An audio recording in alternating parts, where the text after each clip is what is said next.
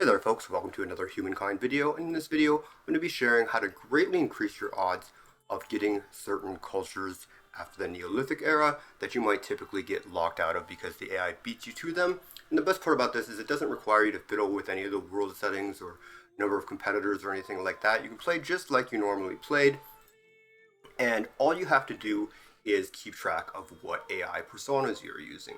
So if you hadn't looked closely, you might have sort of drawn the conclusion that the AI has some sort of tier list priority or what cultures they select, because you tend to get beat to the same cultures and left with the same cultures every time. But it is a little bit more nuanced than that. The tendencies of the AI tend to gravitate towards two or three particular cultures that they like to select. So depending on your pool of AI personas, you can sort of weight it towards a pool that will end up not prioritizing certain cultures. So you can see here Agamemnon there. So did a quick test on him, and on 4 games he selected Assyria once, the Hittites twice, and the Mycenaeans once. So that's not a very big sample size. I'm not, a super statistics guy, but just bear with me, because if you repeat this observation for all of the AI personas, you tend to get a similar pattern. I'm sure there's some kind of math rule that says that I'm not trying to establish specifically what Agamemnon is picking here, but just that this pattern exists. So for Ancestor here, which is actually, he's not up here. Well, let's move him up here. Let's find Ancestor. Where'd he go? So if I were to add Ancestor, when I observe Ancestor playing, he selected the Nubians 5 times and the Olmecs twice.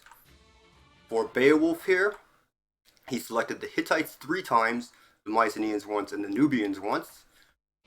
Alyssa, she selected Assyria once, the Mycenaeans 3 times, the Olmecs twice, and the Zoo once. Semiramis here, which is one of those characters that, or personas, that actually will just keep their first culture throughout the entire game. She selected Egypt once, the Harapons 3 times, and the Olmecs twice. Now, I've added, you see these Viol and Ghost Medic 87. Those were not AI personas that came with the game. They weren't ones that were created by Amplitude. So if you go to games together on the extras and community, so it does unfortunately require you to register for this, but I'm sure your information is probably out there floating in the ether somewhere anyway. So if you register for the Games Together site, it's legitimate as far as I can tell. It's associated with Amplitude Studios. I'm not getting anything to plug Games Together. You just have to use it to get additional player-made personas. And some of these personas will have different types of archetypes that will select from different cultures than the sort of the preloaded one tends to. So Ghost Medic 87, when I used him, he selected Egypt 4 times and the Mycenaeans once, and Viol selected Harapons 3 times and Mycenaeans once. So now, as you can see from the pool I selected from, the Babylon was never selected, and neither was Phoenicia. The zoos were selected 1 time. So obviously they're going to select differently based upon what's available. What they like to pick might not necessarily be available when they are advancing.